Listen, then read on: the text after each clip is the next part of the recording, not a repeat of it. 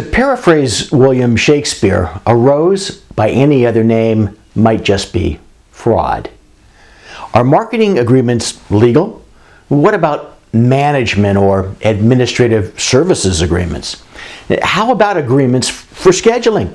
Surely those type of arrangements can't send you to prison. Well, indeed they can if they're just window dressing for underlying fraud. And in the case of Sam Sarkis-Salakian, the CEO of California-based Vital Imaging Inc. and San Diego MRI Institute, they can send you to prison for 5 years.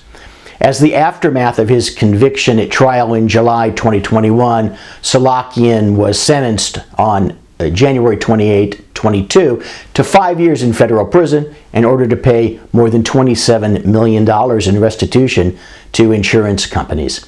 The underlying scheme submitted more than $250 million in fraudulent claims, the vast majority for MRIs that weren't medically necessary, through the California's workers' compensation system for medical services procured through bribes and kickbacks to docs and others.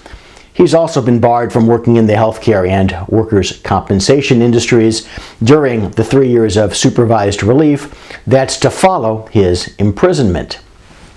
Salakian, through Vital Imaging, San Diego MRI Institute, and other companies, operated diagnostic imaging facilities from the Bay Area in the north to San Diego in the south.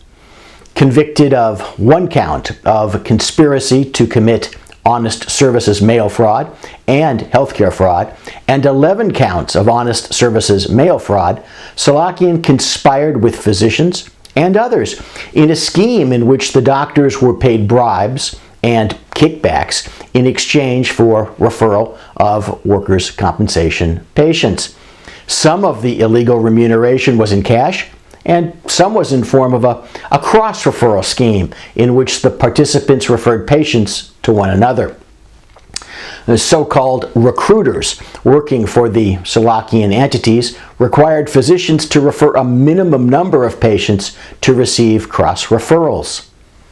And getting back to the naive questions at the top of this video, the participants in the conspiracy obscured the true nature of the financial relationships by entering into sham agreements for marketing, administrative services, and scheduling, when the arrangements were really for kickbacks and bribes.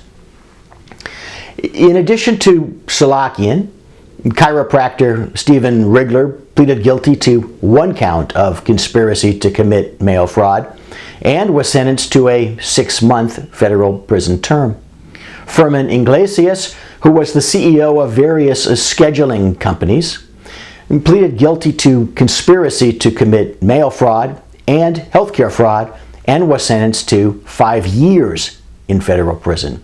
Co-conspirator Carlos Arguello was sentenced to 4 years in federal prison. Here's what you really need to know.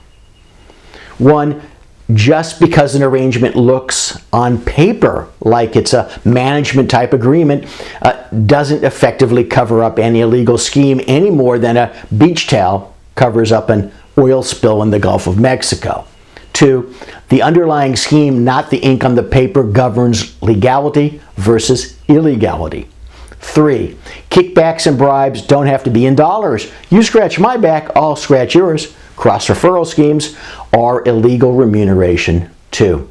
4, a state law scheme, for example, workers' comp, quickly becomes a federal offense via the use of mail or other means of interstate communication, for example, a fax machine, a cell phone, a text message.